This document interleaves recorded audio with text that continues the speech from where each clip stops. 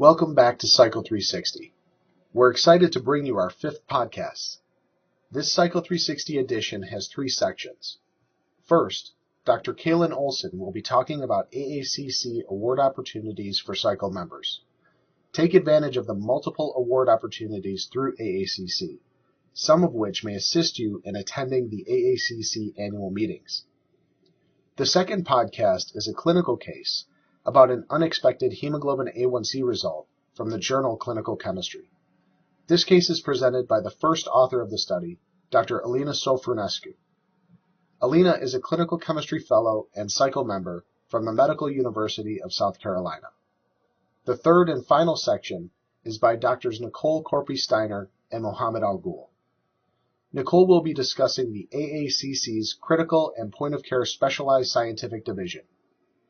This series continues to focus on one division in each SYCL360 podcast in order to introduce SYCL members to what these divisions are and how they can benefit you as a SYCL member. We hope you enjoy this podcast. Please remember that SYCL360 can now be found on iTunes and YouTube. Also, feel free to email the SYCL Committee or SYCL360 Subcommittee to let us know if you have any suggestions for content in future podcasts. Thank you again.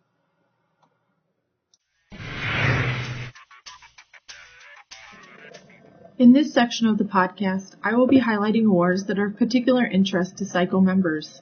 These awards are from a variety of sources related to the association, and most are specifically targeted to providing funding or recognition for those who are in their early career. Within the AACC, there are many organizations or sections that offer awards. More information about any of the awards highlighted in this presentation can be found within the About AACC and Members sections of the AACC website, or the URLs found at the bottom of each slide can be typed into your web browser for direct access. A vital source of funding and career support for every member of AACC is the Slyke Foundation, our philanthropic program. The foundation is supported solely by kind donations from individuals and corporations, with the funds then being passed on in support of clinical laboratorians and hopeful future members of the association. The positive effects of the VSF on the members of the association can be seen far and wide. David Grenache, SYCL's VSF board liaison, encourages SYCL members to build a legacy of giving back to the foundation that supports us throughout our career. Every contribution adds to the funds that support continued growth of our organization, and every donation, no matter the size, is appreciated by the benefactors of VSF's many awards. For more information, visit the VSF page under the About AACC tab of the AACC webpage. The VSF funds many awards for a variety of AACC members, in addition to recognizing up-and-coming talent of gifted high school students at an international science fair.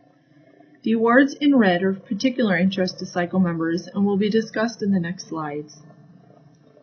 The VSF General Research Grant is a great opportunity for a startup study or a short project that you would like to get published.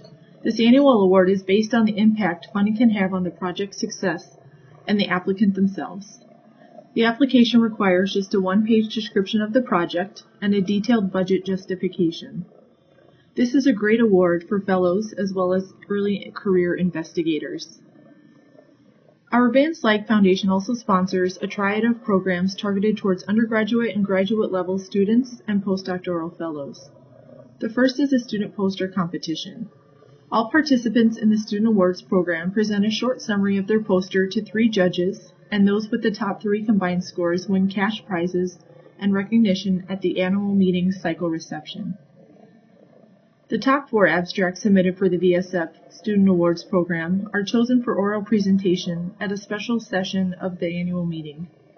These 4 participants are judged on the quality of their presentation and the scientific quality of their project.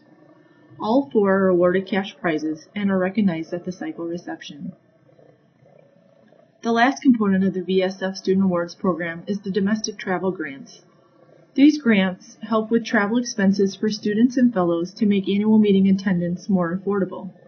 Submitted abstracts are judged based on the scientific quality and originality, plus the quality of writing. The awards provide compensation for meeting registration, 1 brown bag session, and an additional $250 towards airfare and other travel expenses.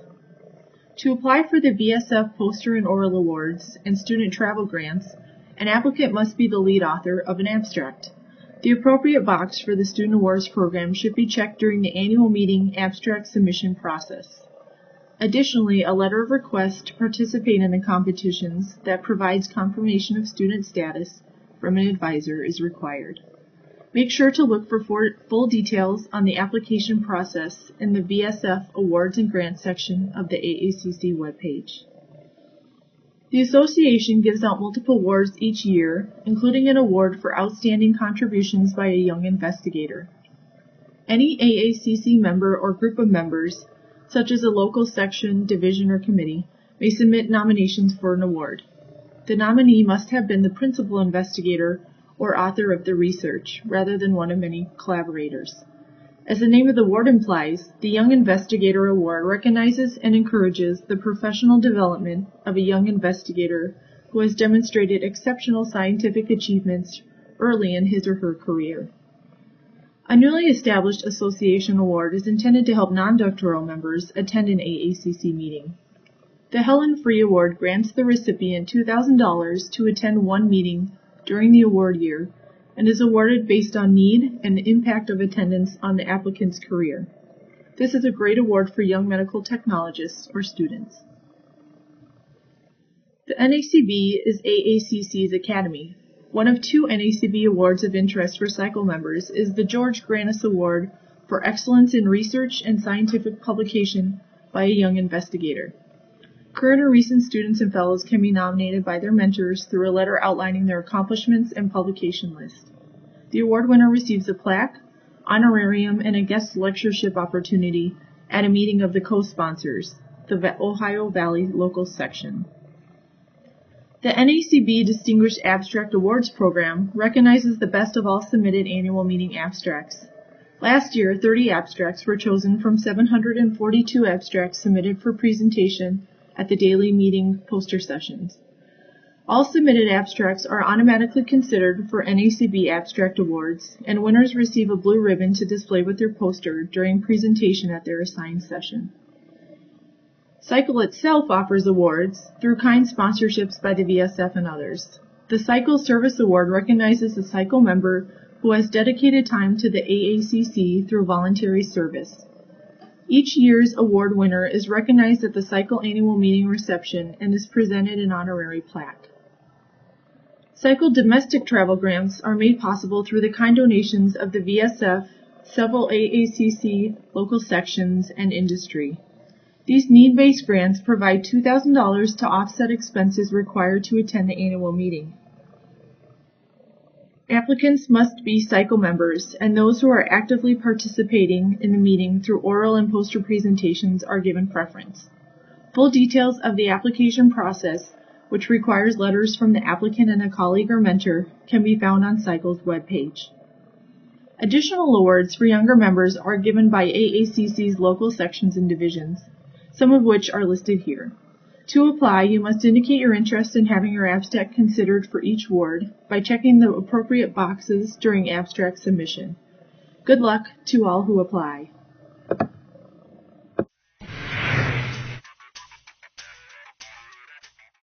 Unexpected hemoglobin A1C results. This case was published in the February 2011 issue of Clinical Chemistry and presents some of the challenges related to the hemoglobin A1C testing in patients with hemoglobinopathies. A 52-year-old woman with a medical history of hepatitis B, hyperlipemia, hypertension, and anemia presents to the internal medicine clinic for a visit. Laboratory tests 3 months previously revealed an impaired fasting glucose concentration of 5.9 millimole per liter or 106 milligram per deciliter for a reference interval of 3.9 to 5.6 millimole per liter or 70 to 100 milligrams per deciliter. Therefore, hemoglobin A1C analysis was recommended. Hemoglobin A1C was evaluated by cation exchange HPLC. This method revealed a hemoglobin A1C value of 115.8% for a reference interval of 4 to 5.7%. However, when hemoglobin A1C was evaluated using immunoassay, the level was determined as 4.1%. This discrepancy, as well as a biological impossible level of hemoglobin A1C, as revealed by HPLC, pointed out a clear case of method interference. In the effort to determine if the unusual hemoglobin A1C result was due to the potential hemoglobinopathies, hemoglobin variant analysis was performed using the Bio-Rad variant cation exchange HPLC beta thalassemia program. The analysis revealed the absence of normal hemoglobin A and the presence of sickle cell hemoglobin or hemoglobin S at a level of 37.4%, along with normal hemoglobin A2 and hemoglobin F below 1%. In addition to this, another large peak representing about 53% of the total hemoglobin was also eluded a little earlier than hemoglobin A. On the chromatogram, this was called P2 peak. A subsequent hemoglobin electrophoretic analysis at pH 6 confirmed the presence of hemoglobin S and another abnormal band with a mobility similar to hemoglobin F, but it could not identify the hemoglobin variant corresponding to peak P2. Hemoglobin A1C is produced by a non-enzymatic addition of a glucose molecule to the amino terminal valine residue on the beta chain molecule in a set of reactions as presented here. Glycation of this residue changed the structure and decreased the positive charge of hemoglobin A. The American Diabetes Association has recommended hemoglobin A1C as an indicator for long-term glycemic control in patients with diabetes, with an hemoglobin A1C cutoff value of 6.5% for diabetic and 5.7 to 6.4% for increased risk of diabetes. In non-diabetic patients, the normal level of hemoglobin A1C should be below 5.7%. Hemoglobin A1C is tested in clinical laboratories using different methodologies. However, these methods are either based on the molecular charge of hemoglobin A1C or on the overall structure of hemoglobin A1C. The former category of methods includes cation exchange HPLC and gel electrophoresis, while the other category includes immunoassay, boronate affinity chromatography, and mass spectrometry. In cation exchange HPLC, similar to electrophoresis, hemoglobin A1C can be separated from hemoglobin A because glycation of the amino terminal valine decreases its positive charge. However, this charge-based method is affected by post-translational modification of hemoglobin A, such as carbamylation or acetylation, as well as by hemoglobin mutations that alter the charge of the molecule. Currently, few hundreds of hemoglobin variants resulting from point mutation that lead to amino acid substitutions were described. The presence of different hemoglobinopathies may interfere with hemoglobin A1C testing and can lead to falsely increased or decreased levels. When evaluated with cation exchange HPLC, estimation of hemoglobin A1C depends upon separation of each hemoglobin variant and hemoglobin A1C. As neither HPLC hemoglobin variant analysis nor hemoglobin gel electrophoresis helped with the identification of hemoglobin variant present in patient's blood that is interfering with hemoglobin A1C testing, DNA sequencing of beta-globin gene was pursued. The DNA analysis demonstrating on one allele the substitution that leads to hemoglobin S. It also demonstrated the presence of hemoglobin Raleigh as a result of a substitution on the other allele of the beta-globin gene. Hemoglobin Raleigh is unique in that a mutation T2C at the second base of the codon encoding the first amino acid of the beta chain changes the amino terminal valine to an alanine residue.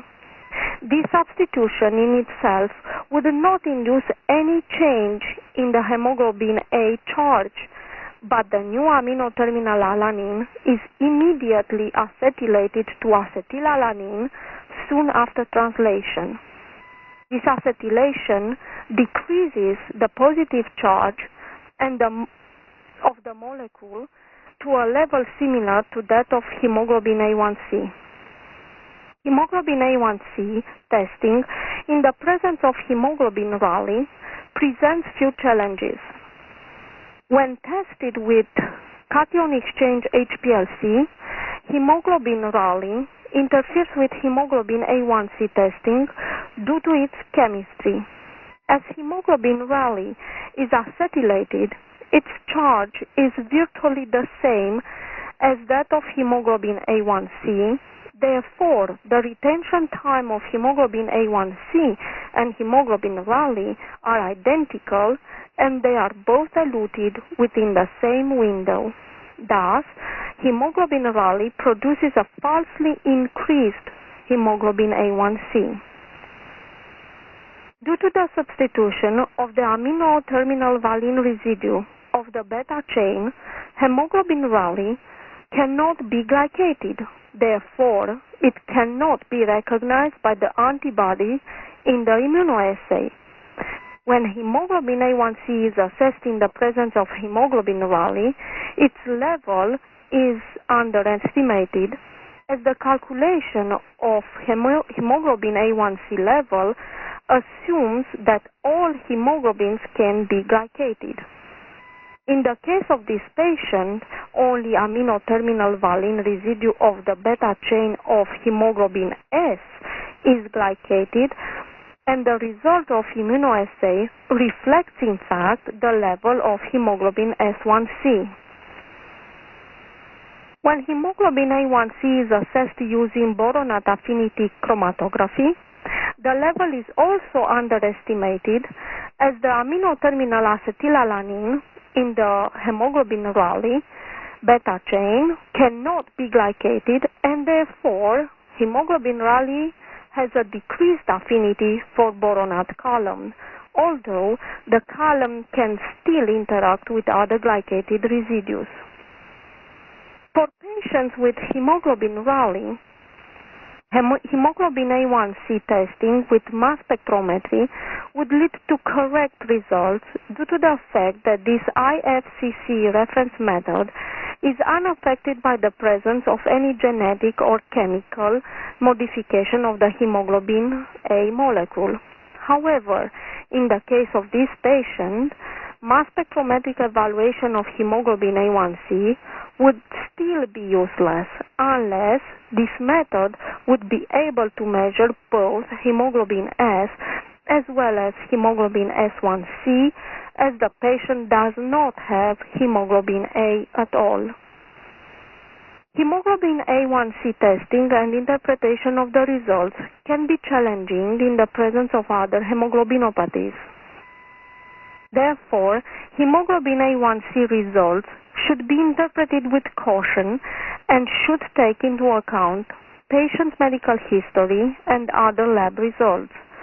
When a spurious hemoglobin A1C result is suspected, the possibility of hemoglobinopathies interference should be considered, and the hemoglobin variants should be identified. In this context, methods free of these interferences should be used to assess hemoglobin A1C level. When this is not possible, an alternate method for assessing average glycemia, such as fructosamine, multiple measurements of capillary glucose throughout the day, or continuous glucose monitoring should be used.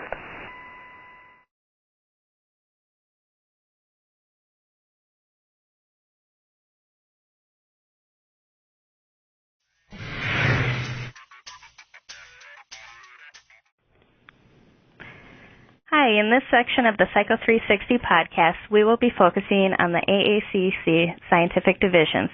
More specifically, today we are excited to provide you with exclusive highlights about the Critical and Point-of-Care Testing Division. The Critical and Point-of-Care Testing Division, or CPOCT, is one of the largest of AACC's 14 scientific divisions with more than 950 members. Moreover, this is one of the most highly active groups in AACC. How, you might ask? Well, this is likely accomplished through the numerous resources and activities offered by the division, which provide education and networking opportunities for sharing ideas, experiences, and strategies in critical and point-of-care testing. Whether you are an AACC member or non-member, a division member or SYCL member, there are opportunities available to you in this division. In the upcoming presentation, we will hear insight from well-known AACC and critical and point-of-care testing division members, including Peggy Mann, Dr. James Nichols, Kimberly Scala, as well as Cindy Swank, regarding these resources and activities available. One of the most utilized AACC communication tools is the Critical and Point-of-Care Testing Division Listserv. This CPOCT Listserv is basically an email distribution list that you can subscribe to that permits the group of individuals to communicate with each other about topics related to critical and point-of-care testing. And today we are very fortunate to have Peggy Mann join us. She is an active member in AACC in this division and is the point-of-care coordinator at the University of Texas Medical Branch. Hi, Peggy. Hi, Nicole. Thanks for joining us, Peggy. I routinely read the CPOCT Division Listserv emails, and it is evident that you are an active participant in the email discussions. Would you please share your experiences with utilizing this resource and what benefits you think it may provide to SYCL and AACC members? I'd be happy to. Nicole, the beauty of the listserv for me is that one can read the posts as they come into one's email, or you can save the posts for later. You can file them for future reference, or you just delete if it's not applicable to what you're doing in your point-of-care program. The listserv is flexible enough to allow for receiving individual posts, or you can receive it as digests. It also allows for what is commonly referred to as lurking, so you can read the emails and you never have to post. Recently, I've actually been trying to clear out a lot of my paper files from my office, and I'm coming across listserv printouts that I read actually from the listserv 5, 6, 7 years ago. And a lot of these posters have remained on the listserv, which I think goes to show that the listserv has benefited from quite a few loyal contributors who've taken a lot of time to keep folks across the country up to date on what's going on. To highlight the content available through the listserv, I will mention what I've seen as the top 5 or 6 popular helpful topics that are brought up and are discussed via the posts. There are frequent questions, of course, related to regulatory concerns. Nationally, a lot of us will be concerned and talking about Joint Commission and CAP accreditations. There are some times that state regulations come up, and CLIA, of course, is mentioned frequently. A variety of point-of-care instruments and devices are discussed. This might include troubleshooting. It will include new instruments that hit the market. Folks will ask for benefits or not of specific devices and instruments. One of the other things that we discuss is point-of-care data management systems. There'll be questions about installs, implementations, as well as things related to quality assurance, which is another really big hot topic. Folks will ask about what we're doing for quality control and proficiency testing for certain tests. The listserv participants are typically very generous about sharing files. We'll share policies, SOPs, tools that we use in our daily point-of-care management so that other people are not, as we call, reinventing the wheel. Finally, one of the other topics that comes up is concerning reagents. folks will post questions about certain lot numbers or storage issues they're having, shipment issues that they're having. Our listserv is not strictly a Q&A listserv. It's, I think, much more personable than that. Over time, it's also been a networking tool for a lot of folks. It's a way of sort of getting involved in lives of people that you will never meet in person, but still people become meaningful to you because you see their name and they are sharing things via the listserv. We have several countdowns going on for retirements, as a matter of fact. And there's also a way to congratulate posters who, for example, pass inspections. You know, you get a lot of high fives virtually. We post holiday greetings, and in some cases with natural disasters, for example, you know, we'll know about that in the news, and folks will be concerned about other parts of the country that they normally wouldn't really take into their daily lives, but they see it on the listserv with people that they know.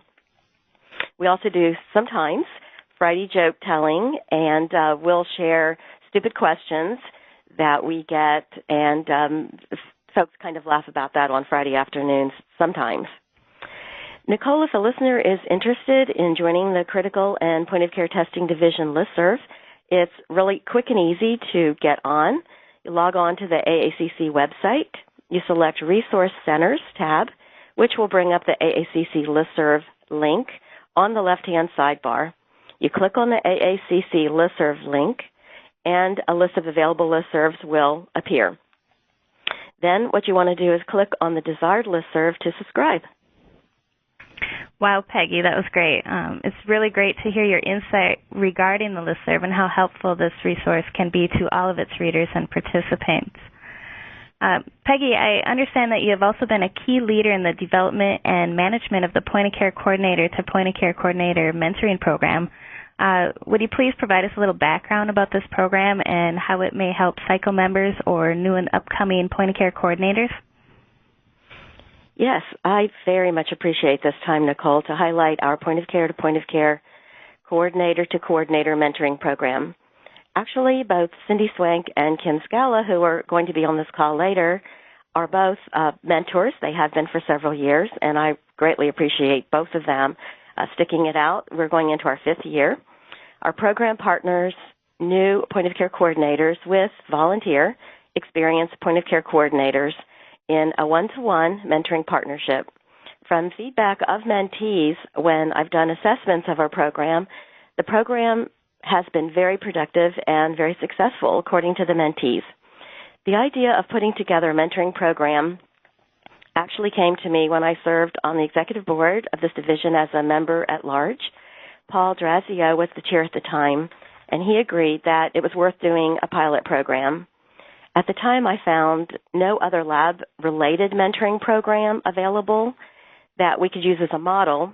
So pretty much I used the Internet to look for material on what mentoring programs could be, put that together, and we volunteers gave it a whirl. And as I said, we're going into our 5th year. I'm really proud of this program. The mentoring program is actually self-governing. The information shared by participants is always considered confidential, and none of the partnerships share that information outside of their own partnerships. To form the partnerships, in a nutshell, as a point-of-care coordinator volunteer who wants to mentor, I ask them questions targeting their point-of-care program that they oversee. I'll ask such things as how many beds are in your hospital, how many coordinators do you have in your system, or are you the only one? How many point-of-care operators do you have? Do you oversee inpatient, ambulatory, OR, ER? What exactly is your program all about? What wave testing devices and connectivity are you using? And also I do inquire about non-wave testing because quite a few of us have to do both waved and non-waved. And I'll ask about the accreditations that they have to meet. Then when I get the mentee requests coming in, I'll look for a best match to those who I've got in the mentor pool who are still available to mentor. I especially try to find the mentor who can most meet what the mentee has shared with me as specific areas that they need help in. Even with trying to match particulars based on these two databases, sometimes We simply don't have someone in the mentor data pool who can meet those parameters of need. For instance, my hardest challenge, and I did not meet it, was finding a mentor who had experience with accreditation through AOA. We did the best that we could, but sometimes we can't do a perfect match. Nicole, this point-of-care coordinator to point-of-care coordinator mentoring program is mentioned on the AACC division webpage. My email address is there, and I'm happy to take any questions. Thank you so much. Wow, Peggy, this sounds like a very helpful and fun program and really an invaluable resource for new individuals entering the point-of-care testing field, and I think it's a program that you should definitely be proud of, and thank you for sharing, Peggy. You're welcome. Another supportive resource offered by AACC is the online certificate programs. AACC currently offers 10 different online certificate programs, 2 of which are sponsored by the Critical and Point-of-Care Testing Division. The Point-of-Care Specialist Certificate Program was initiated in 2008 and presently has over 600 graduates, which is amazing. One of these successful graduates is Cindy Swank, the point-of-care specialist at North Colorado Medical Center, and we are thrilled to have her on air today. Hi, Cindy. Welcome. Hi, Nicole. Thanks for having me. Cindy, would you please provide us a little background as to what this certificate program entails? Sure. Let me say first that when I went through this program, I had been doing point-of-care for about 8 or 9 years. But even though I'd been doing it for a long time and felt fairly comfortable, point-of-care evolved so much that I was intrigued by the fact that AACC would put this type of program together. I found it to be a very comprehensive and detailed program that included everything that anyone needs to know to do this job, including things that we never thought we'd be involved in, like connectivity and IT. It also included sections on communication with nursing, quality management, validation, of course, focusing on the regulatory requirements that we all have to meet, and something that I'm involved with right now, which is instrument selection. Well, that sounds like a very useful and educational program. And as a graduate of this program, can you please describe how this resource has helped you and how it may benefit SYCL members and others in the point-of-care testing field? Well, this program has helped me to feel a lot more confident in my role, and it also just provides you with the tools to make recommendations to the nursing staff when new testing is requested, to communicate to the medical staff, and to act as a liaison between nursing and laboratory. There are so many layers to point of care, and we have a really unique opportunity to be involved in so many different projects because of the role that we have. This is not what I envisioned when I was a new laboratorian. Point of care wasn't even really on the radar at that point, but I really wouldn't want to be anywhere else. And this program and the Listserv, I have to say, have been my lifelines over the past several years. I agree greatly with that, and we really appreciate your time and sharing your experiences and your insight about this program. Thank you, Cindy. Thank you. The second online certificate program sponsored by the Critical and Point-of-Care Testing Division is titled Improving Outcomes Through Point-of-Care Testing. This certificate program was recently developed and launched in October of 2011. Dr. James Nichols, the Director of Clinical Chemistry at Bay State Health and a key leader in critical and point-of-care testing, he chaired the committee responsible for the design and development of this program, and we are pleased to have the opportunity to speak with Dr. Nichols today. Hi, Jim. Thank you for joining us today. Hi, Nicole. It's great to be here. Jim, as you were integrally involved in the development of this certificate program, how would you describe this program and what benefits do you think it may provide to attendees like SYCL members, new and seasoned point-of-care coordinators, laboratory directors, manufacturers, and really anyone involved in point-of-care testing? Sure. Every day we are approached by doctors, physicians, nurses who want faster point-of-care testing or faster laboratory testing to move their patients through the hospital more expedited.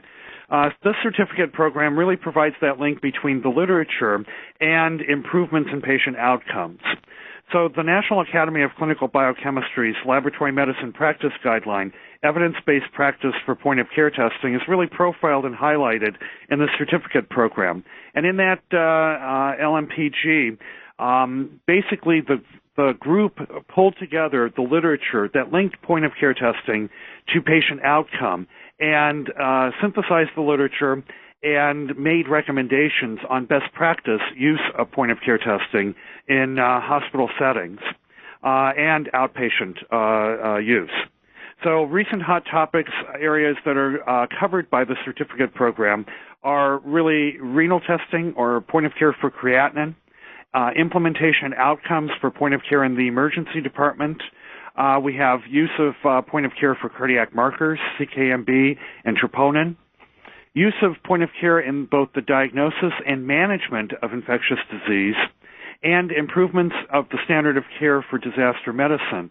So use of point-of-care devices during disaster management situations, as well as point-of-care for diabetes management and glycemic control. Attendees will really gain a greater appreciation of the role that point-of-care can play in patient management and the literature that supports the use of rapid diagnostics. So if you're interested in registering for one of the AACC certificate programs, log on to the AACC website, select the Events tab, and you'll see online education and a number of online certificate programs. Just select the program that you desire to register. Well, thank you very much, Jim. This also sounds like a very informative and useful online certificate program and resource for all individuals in point-of-care testing, and we greatly appreciate you taking your time to share your insight. Thank you. Additional highlights of this division are the Critical and Point-of-Care Testing Division events that are held at the AACC annual meetings, including the CPOCT Division Mixer and Awards presentation, as well as the CPOCT Forum. And today we are delighted to have Kimberly Scala joining us. She is the recipient of the 2011 Point-of-Care Coordinator of the Year Award, was an invited speaker at a previous CPOCT Forum, as well as she is the Point-of-Care Coordinator at Advocate Christ Medical Center and Hope Children's Hospital. Hi, Kim. Welcome to SYCL360. Thanks, Nicole. I'm excited for the opportunity.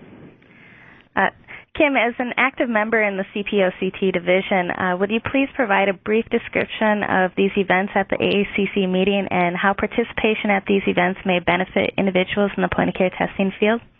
Sure, I'd be happy to. I think the AACC annual meeting is a wonderful one-stop shop for point-of-care education and information, and it covers a wide variety of topics. And whether you're able to attend one day or the entire meeting, participation is always valuable to the novice point-of-care coordinator, a SYCL member, or any point-of-care veteran. The CPOCT division has an annual membership meeting and a point-of-care mixer, which are always very inclusive and offer opportunities for networking, collaboration, and lots of fun. If you're active on the Listserv, it's always great to match a name that you've seen on the Listserv with a face at the meeting. During the division's annual meeting and mixer, a variety of awards specifically related to point-of-care testing are given.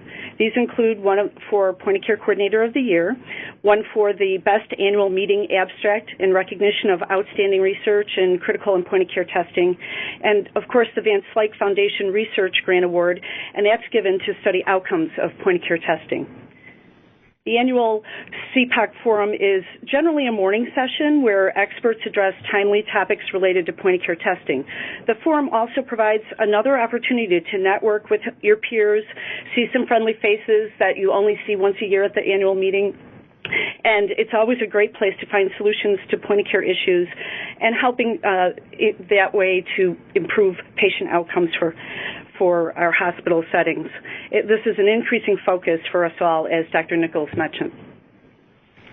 Another helpful resource is the CPOCT division newsletter called Critical Points, and that's available to members. It can be accessed online or can be printed from a PDF file there, and it helps to keep members informed and up to date on events and topics of interest. One of the topics highlighted in the most recent Critical Points is the division's 24th International Symposium, which will be held in Prague this year. And that will be held from October 4th through October 6th, and is titled Promoting a Culture of Quality and Consistency in Critical and Point-of-Care Testing.